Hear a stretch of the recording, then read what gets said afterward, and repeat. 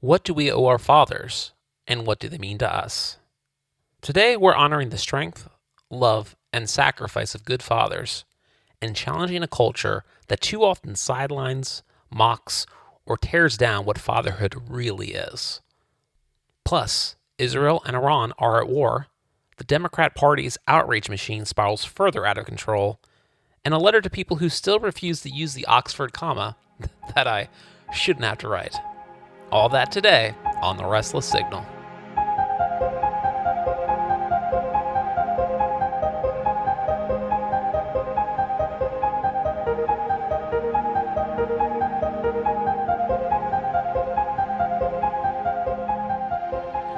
Welcome to the Restless Signal, where we seek truth, wrestle with meaning, and strive to live well. I'm the voice of the signal, and together we're tuning in. I'm really looking forward to today's transmission. Here in the U.S., it's Father's Day weekend, and it gives me pause to reflect on what it means to be a father, on what it means to have one, and on how badly we misunderstand both in the culture today. You know, I have this memory from childhood, so vivid, so foundational, that it stayed with me my entire life. I must have been, 4 or 5. I was sick. I was lying downstairs on the couch with what they thought was mono. I was miserable, weak, tired, just watching cartoons and trying to get through the day. And then my dad came home from work. I remember he was still wearing his white dress shirt and tie, coming down the stairs with something in his hands.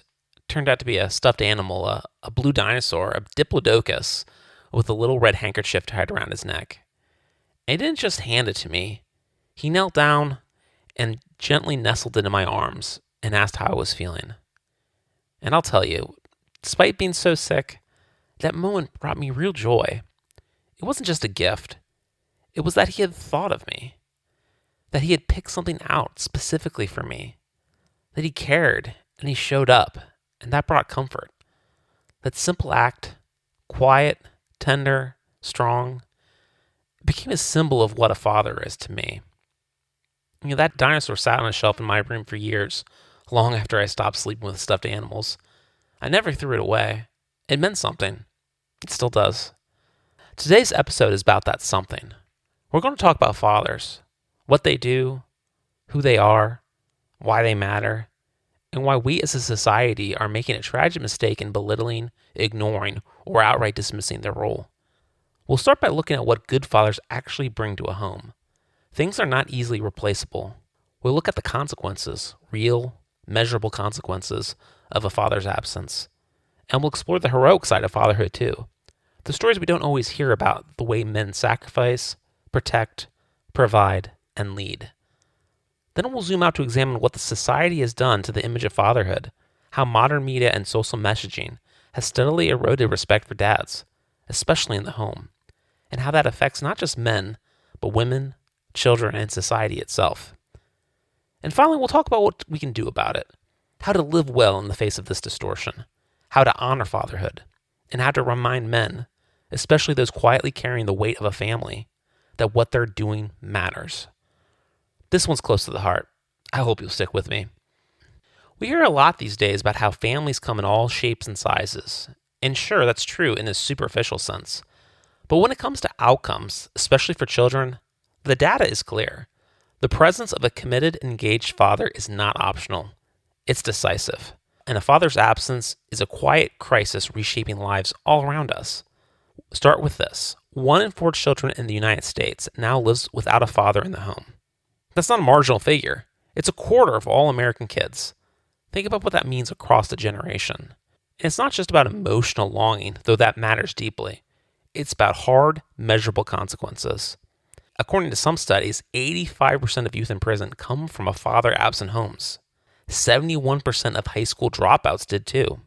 63% of youth suicides trace back to the same condition. That's from a range of sources: the Department of Justice, the CDC, and national educational groups.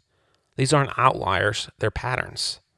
And here's the financial toll. Children in father-absent homes are 4 times more likely to grow up in poverty. That's from U.S. Census Bureau data. Poverty isn't just about lack of money, it's about stress, instability, fewer opportunities, and worse health. It's about cycles repeating themselves. Now zoom in on young girls. Girls without a father in their home are twice as likely to become pregnant as teenagers. We're talking about lives knocked off course before they even begin.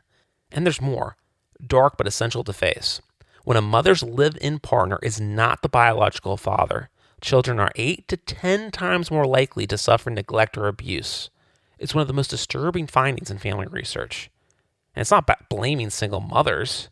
It's about naming a vulnerability. When the father isn't there, the kids are more at risk. The solution isn't to shame anyone. It's to call fathers back. And if hard numbers don't move you, maybe memory will. Many of us know from our own lives what that presence or absence felt like. For me, my dad taught me how to throw and catch a baseball. We played together in the yard. He showed up and kept showing up. That bond formed part of who I became. And for others who didn't have that, there's often a quiet ache, a sense that something wasn't right. And the truth is, there wasn't. There's no shame in naming it. Fathers matter. That's not ideology, it's reality.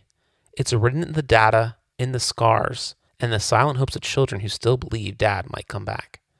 So if fathers matter, let's begin to answer why. What is it that fathers, when present and engaged, so often bring to a family that makes such difference? Let's start with something simple and practical: load bearing. Raising children is not a one-person job. It's relentless, physically, mentally, emotionally. And trying to do it alone, no matter how strong you are, leads to burnout, stress, eventual breakdown, and gaps somewhere. When a father is there and truly participating, he helps carry the weight. The financial weight, of course, the emotional weight, the planning, the problem solving, the big and small decisions that have to be made every day. And of course, the doing. Most good fathers aren't flashy. They don't want applause. But you feel their presence in 1,000 ways. Like the beam holding up the roof. You'd only notice how much weight it's carrying once it's gone. In many homes, the father is the primary or at least the co-equal financial provider. He's out there grinding, not just for himself, but because he knows his family's stability depends on his consistency. But even beyond provision, he's often the fixer. Of things that are broken, yes, but also of systems, schedules, and chaos. When the water heater breaks, or the car's acting up, or there's a dispute between the kids, or when there's an unexpected turn in life, he's one of the people you turn to, and often he handles it without complaint. And while every family is different, in many homes the father becomes the emotional anchor, a stabilizing force when conflicts flare. Not always more expressive, but often steady.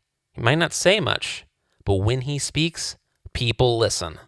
That's quiet authority, when earned and used well, helps the entire household feel safe. And then there's the protector role. It's something we don't talk about much anymore.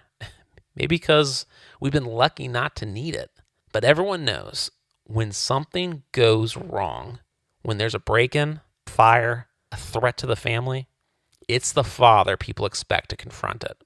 That's not an outdated stereotype. It's deeply rooted instinct. And it shows up in the stories we'll talk about in the next section. Real men, real fathers who gave everything to protect the people they love. And then there's leadership. Now, some people don't like that word, especially when paired with father or husband. But we need to reclaim it, not reject it. In a healthy home, leadership is not domination. It's not ego. It's not male privilege. It's sacrificial responsibility. It's service. It's stepping forward, not to rule, but to carry, to make hard decisions, to take burdens off the shoulders of others. It's waking up every day with the quiet understanding I'm responsible for the people under this roof, not because I'm better than them, but because I've been entrusted with them and I will be held accountable for them. Some women don't want that dynamic, and every couple figures out their rhythm. But in many families, the mother wants her husband to lead. Not because she's weak or incapable, but because she's already carrying so much. And when a man steps up with wisdom, strength, and love, it's not oppressive. It's liberating. Leadership in the home doesn't mean ruling with an iron fist. It means setting the tone. It means being the one the kids look up to, not just for rules, but for example. It means being a servant leader, not walking ahead so your family has to follow, but walking first through the storm. And all this goes double when you're raising sons. A boy might rebel. He might roll his eyes. He might even push you away. But he watches closely. Your voice becomes his internal compass. Your habits form the blueprint for what a man is supposed to be. If you disappear or stay physically present but emotionally absent, he'll build that emptiness into himself. And daughters, they're watching too. They're learning what love looks like, what protection feels like, what to expect and what to reject in the men they allow into their lives. A father's presence sets a baseline. It helps them see themselves as more than objects of desire. And yes, it's often true. Girls who lack that fatherly anchor sometimes go searching for affirmation in all the wrong places. That's not fate, it's just risk. But it's a risk we can reduce by showing up. Most men will never lead armies. Most will never stand behind a podium or shape the fate of nations. But almost every man will have a chance if he's willing to take it and is given the chance to shape something far more intimate and lasting, a family. To be a father is to walk into the ordinary and discover how much heroism it requires. And not just for a moment, but for a lifetime. It's a grind, I know it. It's early mornings, late nights, fixing what breaks, keeping the lights on, putting gas in the car, mowing the lawn, showing up to games and concerts and doctor visits. It's answering questions that don't have easy answers. It's sometimes being the bad guy, the enforcer, the one who says no when it'd be easier and more popular to say yes. That's what fatherhood looks like.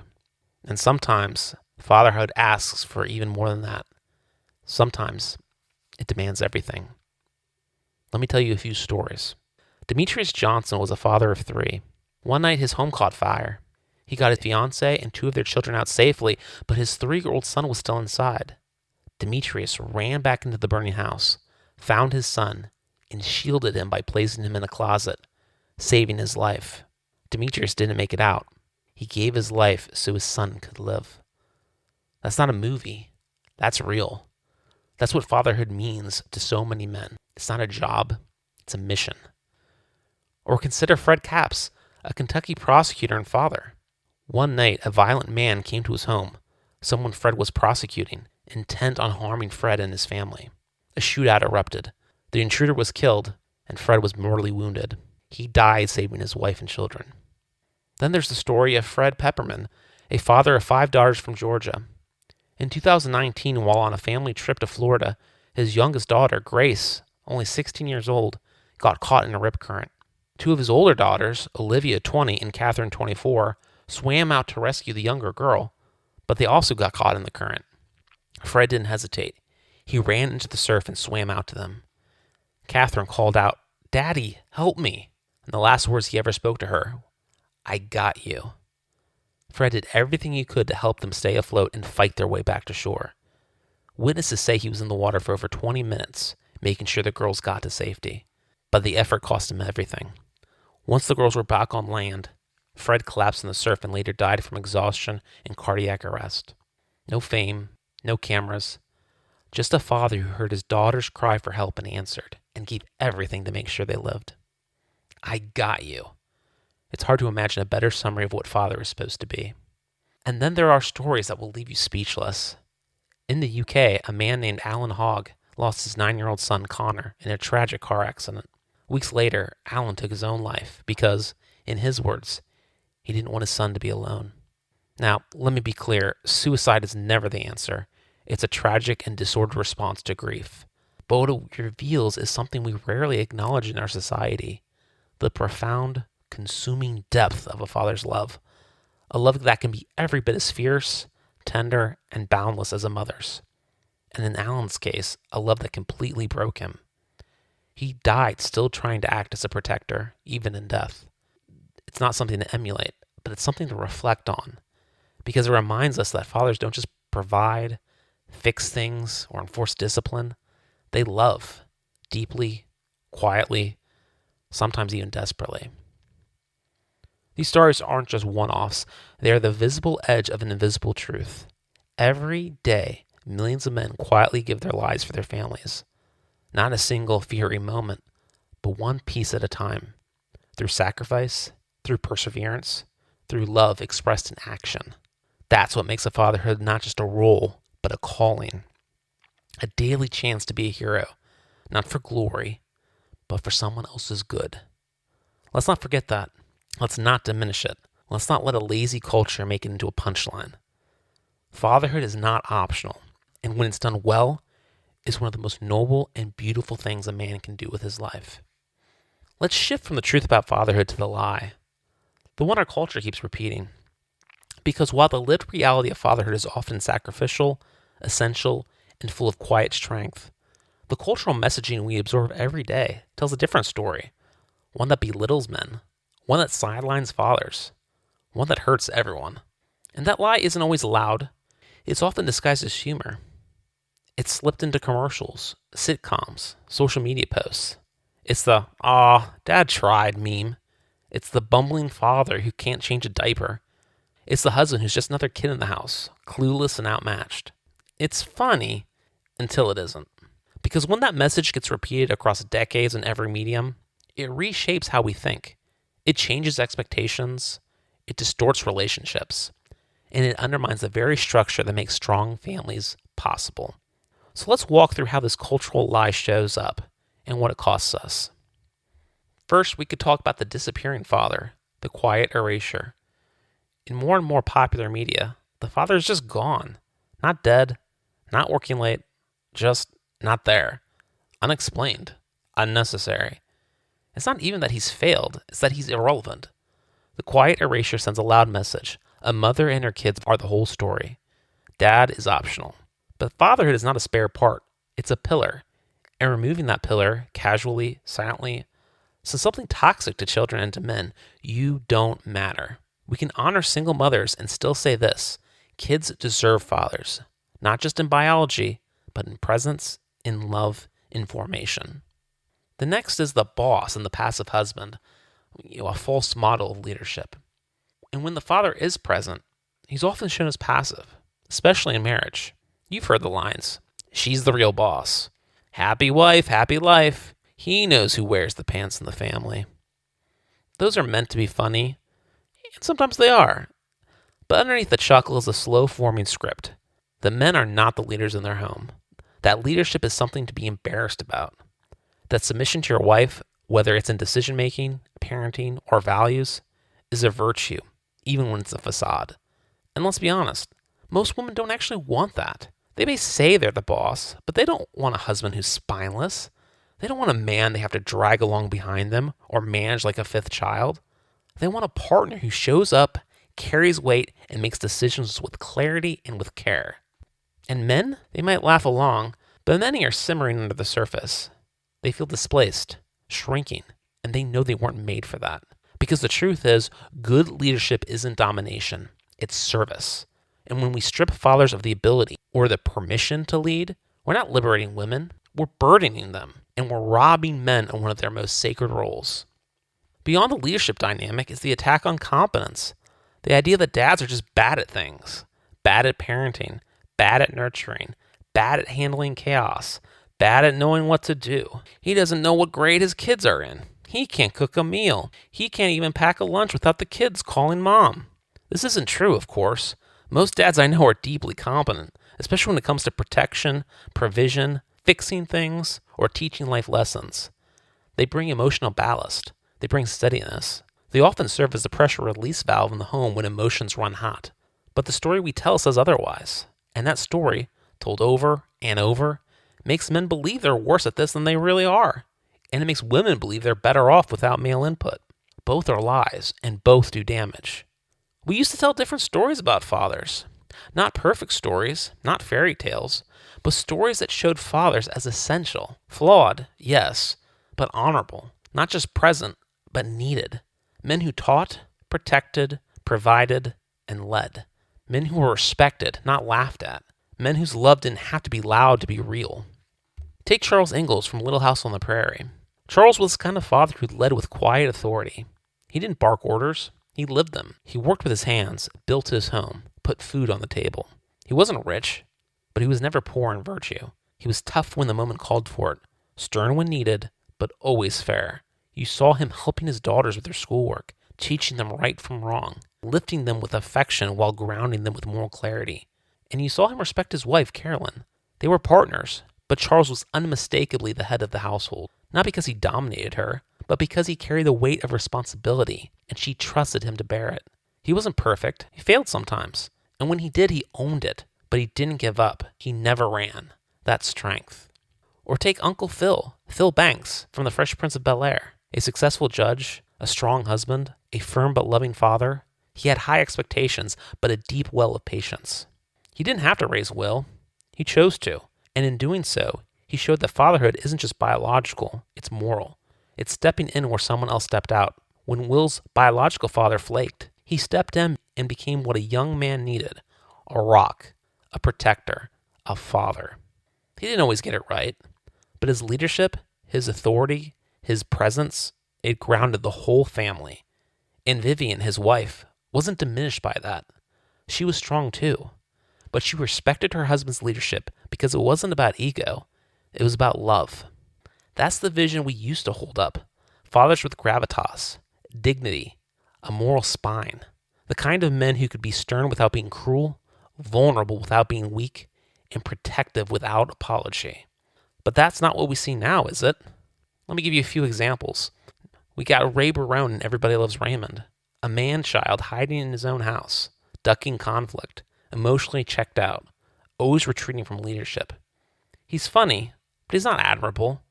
His wife is the real parent. He just exists. Or Phil Dunphy in Modern Family, well-meaning, affectionate, but basically another teenager. The kind of dad who thinks making a mess with the kids is parenting. He's sweet, but clueless. And while Claire does respect him in her own way, the message is loud and clear. He isn't running the show. These are just two examples, but I could go on and on. Homer Simpson from The Simpsons, Peter Griffin from Family Guy, Louis Huang from Fresh Off the Boat. Over and over again, we are told that fathers are clueless. Maybe nice, but that's about the best you could say.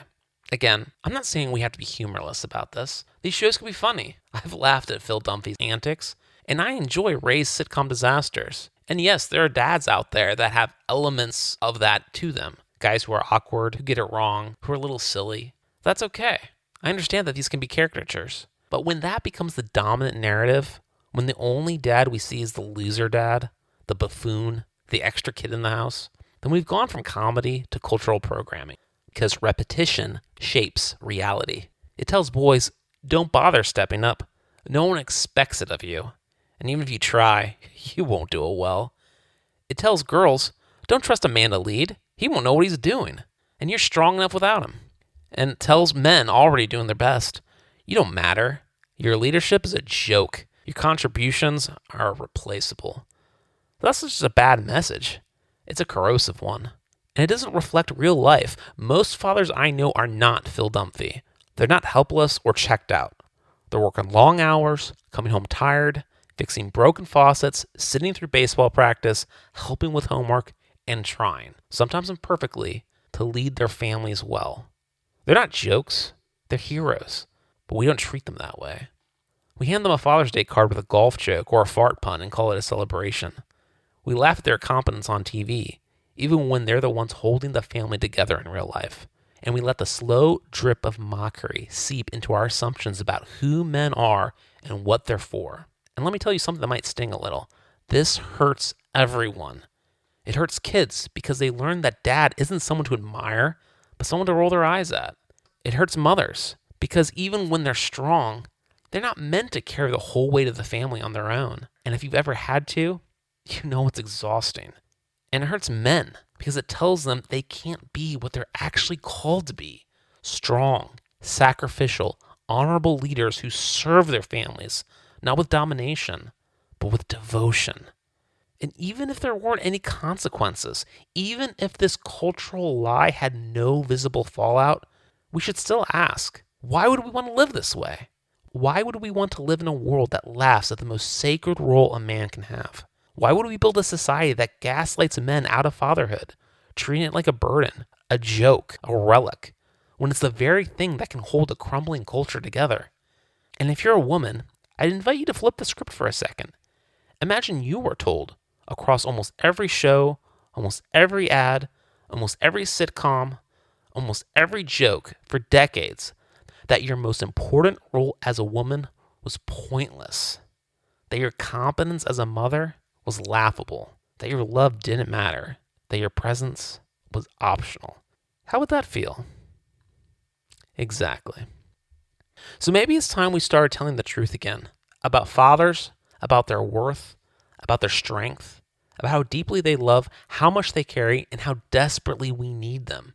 Not just on paper, but in the real, messy, noble business of everyday life. Let's get back to that. So now we see the toll. We've told a lie about fathers for so long and through so many channels that shape the way we think, the way we relate, and even the way we raise the next generation. The consequences aren't abstract. They're lived, they're visible, and they're compounding. But it's not enough just to name the problem. We need to do something about it. Because if fathers matter, and they do, then our culture should reflect that. Our institutions should reinforce that, and our homes should proclaim that. So what do? How do we push back against the lie and recover the truth? What does it look like to honor fathers, strengthen families, and raise sons and daughters who know what real manhood looks like? That's where we're going next. First, we need to reform the culture, including the system that's reshaping it. If we want to restore the role of fathers, we have to reform the culture. And culture doesn't just mean movies or memes. It means everything that forms and informs how we think, what we believe about manhood, responsibility, family, love, and sacrifice. It starts with the stories we tell. Our media is soaked with sitcoms and movies that portray dads as useless, lazy, emotionally clueless punchlines. It's time to write new ones, or rediscover the old. Show men who lead without dominating, who protect and provide, who discipline with strength and love, who fix what breaks, teach what matters, and model what's right, who are worth emulating. But this isn't just about tone. Culture also includes a system, including the legal and economic incentives we build around the family. For decades, we rightly recognized the injustice of trapping women in toxic or abusive marriages. But in the process, we overcorrected. We made it too easy to break the family apart and too profitable to do so. No-fault divorce, automatic custody bias, and punitive child support structures have created a system where fathers can be pushed out of their children's lives, financially punished and emotionally erased. That's not liberation. That's family collapse. Reforming the culture means rebalancing those incentives, not to trap anyone, but to encourage stability, to make it easier to stay and harder to walk away, to remind everyone, men and women, that building a family is a covenant, not a contract, that children need both parents, and that fathers deserve a system that sees them as essential, not disposable. So we need to reform the stories and reform the system. Both are telling lies right now, and they're hurting families. The next step is in the home. Many fathers carry the weight of their families, financially, emotionally, and spiritually. They fix what's broken, they protect what matters, they lead when it's hard, and often they do it quietly and without recognition. We should give it. To the women listening, appreciating your husband isn't submission. It's love. It's respect. It's making space for them to lead, just as you want him to make space for your voice. A father can't step up if he's constantly being stepped over. And more than that, don't just let him be a father. Fight for the relationship that allows him to be one. Do what you can to keep your family together. Don't run him down. Don't run him out. Honor the bond, not just for your sake, but for your children's. We need to reject the lie that fathers are optional, that men are plug and play, and that men aren't needed in the home, that motherhood is enough on its own. It's not true. Children need their dads. And show appreciation and gratitude. Say thank you. Teach your children to say it too. It's not a dirty word to want men, to need men, and to appreciate men. It's beautiful. It's healthy. It's needed. And finally, if you're a father, be one. Not a name only, not just by being physically present. Lead, provide, protect, teach, discipline, serve. Don't fade into the background. Don't excuse passivity with, at least I'm here. Presence is the starting point, not the finish line. Children don't just need a body in the room, they need a man in the role, one who accepts the burden and lives up to it with strength and conviction. And if you weren't given a good role model, be the first. Break the cycle. Start doing something better. You don't have to be perfect, but you have to be willing to take ownership, to lead your home with love, and to become the kind of man your children can rely on and your wife can respect. That's the job, and it's worthy of everything you've got. Because when men stand up and bear the weight, the whole world gets stronger. Where does all that leave us? We've looked hard at what fathers mean, not just in the abstract, but in the lives of real children, real families, real communities. We've seen the data, we've heard the stories. We've explored what a good father provides: protection, provision, guidance, emotional steadiness, practical help, leadership. And we've looked at what happens, culturally and personally, when that role is ignored, minimized, ridiculed, or run out. We've challenged the lazy humor, the cheap betrayals, the subtle lies that, over time, convince men they're not needed, or that the leadership isn't welcome. We've pushed back against the idea that honoring mothers means sidelining fathers. It doesn't. There's room for both. There must be, because families thrive when both are strong. We've argued that leadership is not domination, it's service.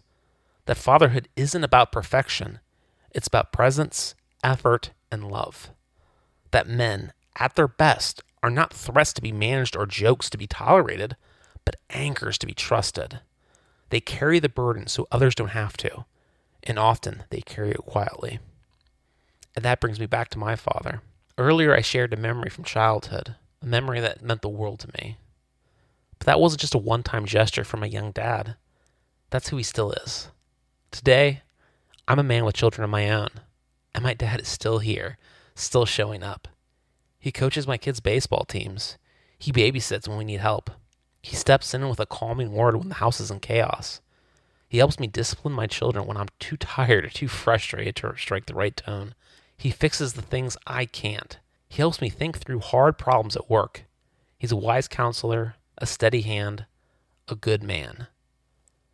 Now we'll sit together with a beer, talk politics, laugh, grumble, solve the world's problems, or at least try to. But underneath all that is a man who's never stopped leading, never stopped caring, never stopped being a dad. And here's the thing. I'm not just grateful. I'm not just proud to be his son. I'm trying, truly trying, to live up to him. And that's the highest compliment I can give. I don't always succeed. I stumble. I fall short. I get tired. I lose my temper. But I get up again. Because I know what it looks like when fatherhood is done well. I had a front row seat. Now it's my turn. My turn to carry the weight.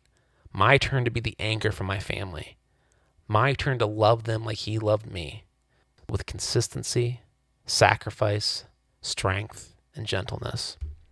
So this Father's Day, let's not just toss out generic thank yous. Let's not just settle for a joke about grilling or falling asleep on the couch.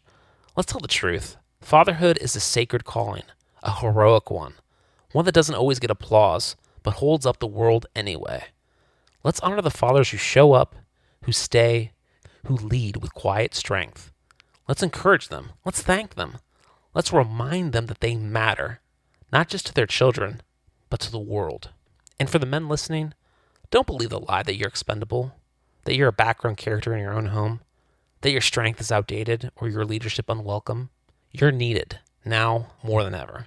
Not because you're perfect, but because you're willing to carry the weight, willing to stand firm when it's hard, willing to serve in strength and love with discipline and mercy. If we want to rebuild what's broken in this world, this is where we begin. With fathers. Okay, that's it for our main topic.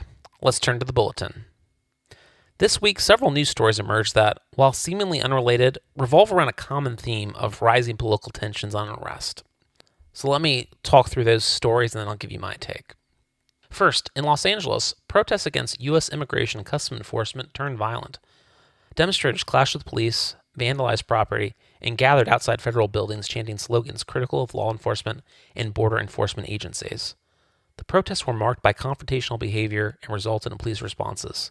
Some public officials, including the mayor of Chicago, made statements in support of resistance to federal immigration enforcement. Second, in Minnesota, 2 Democrat state representatives were attacked, along with their spouses, in separate incidents. While the investigation remains open, early reports indicate that both cases involved a politically motivated actor who had previously affiliated with activist causes. The full context and motives behind the killings are still being examined. A third story revolved around a movement branded as No Kings protests, which include both online organizing and in-person demonstrations. Participants expressed concern about the perceived authoritarian direction of the country and criticized institutions such as ICE, law enforcement, and Republican leadership. The message behind the protests centered around opposition to centralized power and a call for what organizers described as democratic resistance. Finally, a new study from a major research institution found that Democrat voters, on average, displayed more ideological consistency than their Republican counterparts. The report also showed that Democrats, as a whole, reported higher levels of distrust and negative feelings towards Republicans than the reverse. The study highlighted growing polarization and a narrowing of ideological diversity within the Democratic Party.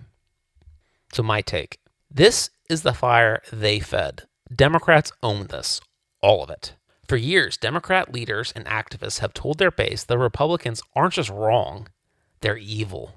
That ICE is a fascist force, that law enforcement is oppressive, that compromise is betrayal, that disagreement is violence, and that they, Democrats, are the only force standing between America and authoritarian collapse. Now the fire is raging, and they act shocked at the smoke. When protests against ICE turn violent, when mobs vandalize property and physically confront federal officers, what's the Democrats' response? Not condemnation, but more fuel, calls to resist ICE, to rise up against the very law enforcement agencies that exist to carry out laws duly passed by Congress and enforced by a president who was democratically elected. These are not rogue agents. They're executing the supreme law of the land under the authority of our constitutional system. So when Democrats call this fascism, they're not resisting tyranny. They're resisting democracy. That's the irony. They've wrapped themselves in the language of democracy while undermining its outcome whenever they don't like it. Laws they don't agree with? Illegitimate. Presidents they didn't vote for? Authoritarian. Enforcement of rules passed through democratic processes? Causes for riots. They don't want democracy. They want dominance. Last year, left-wing radicals tried to assassinate President Trump twice. And what was the response? Many leftists lamented. Not that Trump was almost killed or that innocent bystanders were hurt, but that the assassin didn't aim better. Earlier this year, the CEO of United Health was stalked and gunned down by a supposedly handsome left-wing activist. Many in the media and online swooned and cheered. Now, two of their own lawmakers and their spouses are targeted for assassination by someone apparently steeped in the outrage they've normalized. There's no introspection. When their base storms into the streets, chanting about imaginary kings and dictators, is treated as righteous anger, not dangerous delusion. When studies show that Democrats are less ideologically diverse and more hostile towards Republicans than the reverse, it confirms what we already knew. This is a movement increasingly incapable of tolerating dissent and having open debate, even within its own ranks. It's a sickness, and it's spreading and growing increasingly terminal. You can't run a constitutional republic like this. You can't run a nation of 330 million people with a two-party system if one side demands ideological purity and treats any compromise, any discussion with the other 50% of the population, as betrayal. But that's where we are. Sure, Republicans have their own problems, but at least they still have factions that argue with one another. Democrats have become a singular mass of moral absolutism, built on the idea that they're not just right, but righteous, and that anyone who disagrees is a threat to be neutralized. So can they fix this? Sadly, probably not, at least not anytime soon, because fixing it would require more than just taking responsibility. It would mean surrendering the most powerful weapon in the Democrats' political arsenal, the self-image of moral supremacy. It would mean acknowledging that Republicans are not idiots nor villains, but fellow citizens with different views, some of which are well-reasoned and persuasive. And deep down, they fear that if it ever came down to a fair fight on substance, on governance, results, real ideas, they would lose more often than they'd win. So they stick with what works: hyperbole, demonization, and moral panic. But that comes at a cost. Once you tell people they're fighting literal Nazis, don't be surprised when they act like it's life or death. Don't be shocked when riots erupt or when lawmakers get killed or when protests consume the streets under apocalyptic banners. Don't pretend it's just activism when the stakes, in your own words, are the end of democracy and our way of life. Because if you stoke that fire long enough, it stops caring who it burns. And the rest of us, we're just trying to put out the flames. In our next story, late Friday, in a dramatic escalation, Israel launched a large-scale military operation against Iran, codenamed Operation Rising Lion. The strikes targeted more than 100 sites, including suspected nuclear facilities, as well as military and intelligence infrastructure around Tehran. These were not just symbolic strikes, they involved over 200 aircraft, covert ground teams, and advanced munitions.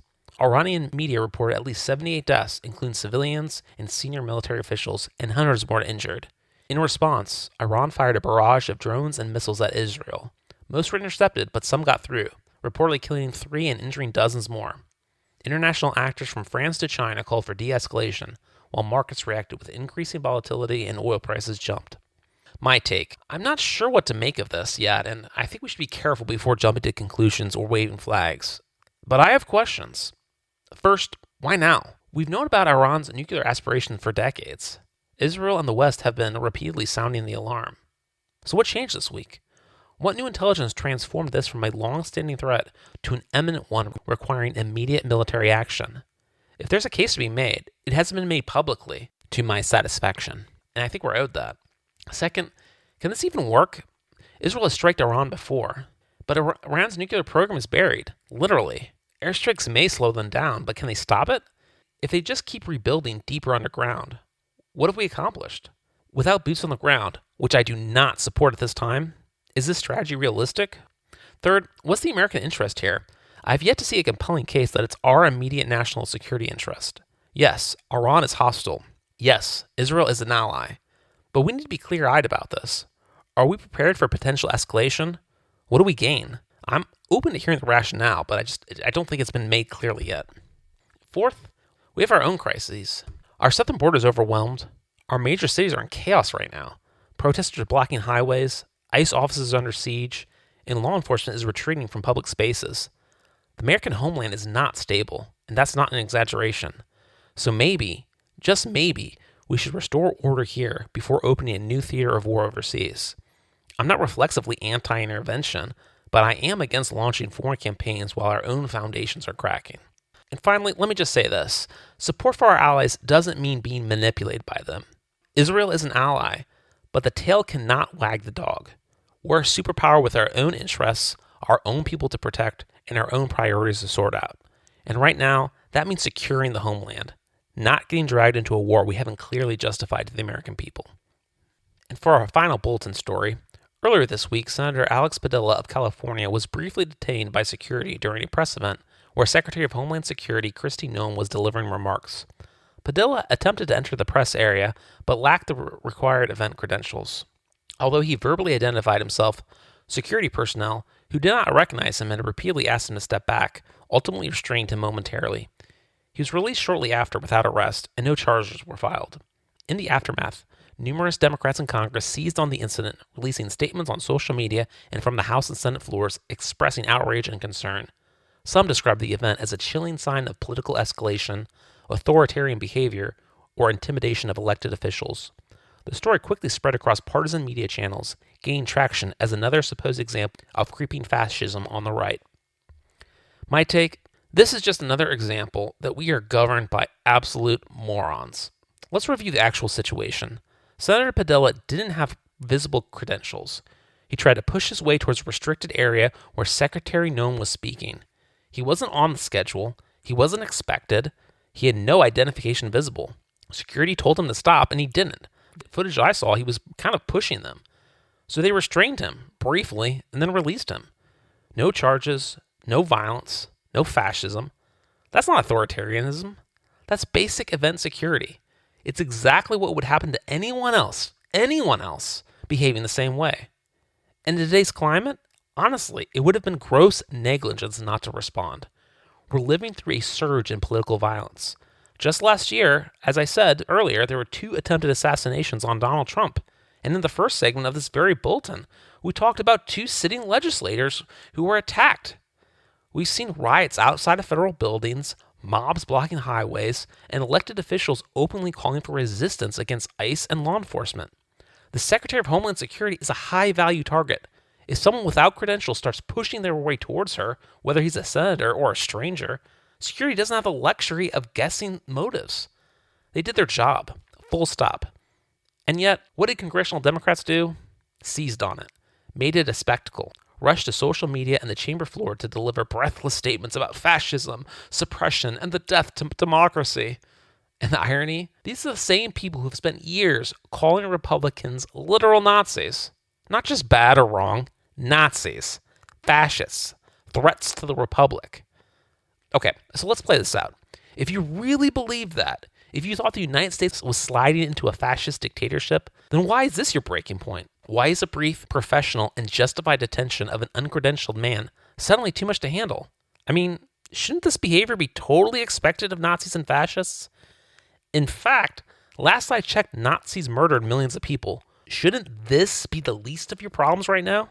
It should be if what you were saying were true, but it isn't, because it was never true. It was all an obvious lie, one that you never believed. You've been lying this whole time. You've been manipulating the public. You use the most extreme language imaginable to demonize your opponents. Well, as we saw in the last news story, the chicken has come home to roost. No one believes you except your own base, who's getting increasingly agitated. Well, that's enough for the Bulletin. Hopefully I'll have some better news next week. But in the meantime, let's move on to our letter I shouldn't have to write. This week's segment is about a grammatical thing that some of you might not care, but really gets under my skin. Dear people who don't use the Oxford comma, what is wrong with you? Really, I'm asking. Because it's 2025, and somehow, we're still having this debate, still entertaining the deranged idea that the Oxford comma is optional. Optional? Is using a turn signal optional? Is wearing pants to a job interview optional? Is double dipping at a party optional? No. These are baseline elements of a functional society. As George Costanza said, we live in a society, people! Let's start with the basics. What is the Oxford comma? It's the final comma in a list of 3 or more things. I bought apples, comma, oranges, comma, and bananas. That comma before and bananas, that's the Oxford comma. It's also known as the serial comma, which is fitting, because anyone who omits it should be serially corrected until they stop inflicting their grammatical malpractice on the rest of us. Now, to be fair, some people have reasons, terrible, indefensible, linguistic crimes against humanity reasons, but they have reasons nonetheless. They say, it looks cleaner without it. Oh, I'm sorry. Are you composing a haiku? Are you an abstract painter trying to convey emotion through the negative space of your grocery list? No? You're typing a sentence. It's not supposed to look clean. It's supposed to be clear. And honestly, how does a comma not look clean? Like, what are you even talking about? They say, it's old-fashioned. Yeah, so are a lot of things, but that doesn't mean we've outgrown them. The Oxford comma is old-fashioned in the same way that fire exits and basic hygiene are old-fashioned. They're old because they're good and they work. They say, people will know what I mean. Oh, will they? Let's test that. This book is dedicated to my parents, Ayn Rand, and God. Do you have 3 separate dedications there? Or are your parents literally the deity who created the universe and the objectivist queen of libertarianism? Because if so, that's quite a family tree. You embraced all this unnecessary ambiguity all because you were too proud to hit the comma key one more time. And that's really the kicker here. This isn't a call to overhaul your life. It's not an appeal for you to learn Latin or diagram sentences or to stop saying literally when you really mean figuratively. No, this is one key, one tap, one elegant swish of punctuation that makes your sentence clear, coherent, and free from potential felonies of misinterpretation. What kind of person says, yeah, I know it would make my sentences unambiguous and readable to anyone who speaks English, but it doesn't look quite right to me? Are you kidding me? What the hell is wrong with you? You're formatting text, not hanging art in a gallery. So, here's my plea, nay, my demand. Use the Oxford comma. Use it because it makes your writing better. Use it because it makes you look smarter. Use it because the alternative is chaos. And if you haven't noticed, we got enough of that already. And if you still refuse, well, don't say I didn't warn you. Oxford comma. Every time, no exceptions, no mercy. Yours faithfully, a humble servant of syntax and guardian of clarity. As we turn to close out today's show, let's get to our Reason for Hope segment.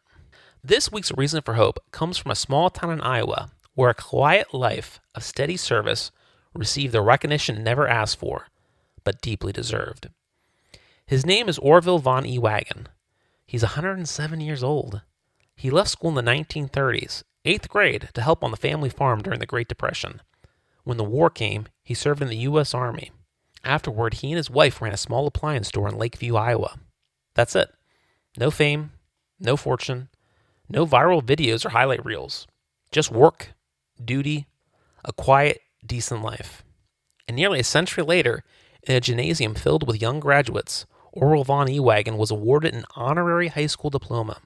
He stood, beamed, and called it just wonderful, because it was. But it was more than wonderful.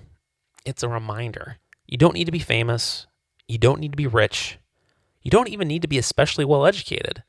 You just need to contribute what you can to your family, your country, your community. Do that faithfully, humbly, decently, and in the end, that's enough. Von E. Wagen didn't build a platform. He built a life. He didn't chase legacy. He lived one. And eventually, long after the spotlight had moved on to the younger generations, people still noticed. Not because he demanded it, but because quiet decency still matters. In a world obsessed with drama, self-promotion, and spectacle, there's still something beautiful and profoundly lasting about simply doing your part, living with honor, loving your people, and trusting that, in time, a life well lived speaks for itself. Because it does. And Orville's life proves it. That's a reason for hope for all of us. Well, that's it for today's show. Thanks for tuning in. We'll try to be transmitting again soon. If you like this honest engagement with serious topics with a side of exasperated observational humor, I'd appreciate it if you'd like, subscribe, and turn on notifications so you never miss a transmission. It really helps us out. Until next time, seek truth, wrestle with meaning, live well, and above all, keep the signal clear.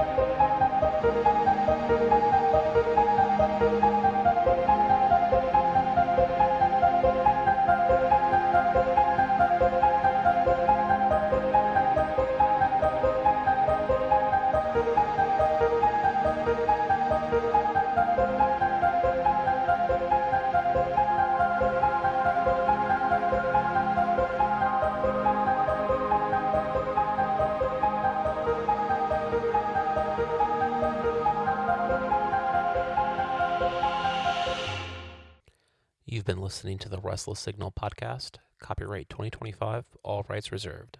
Check us out on the web at therestlesssignal.com.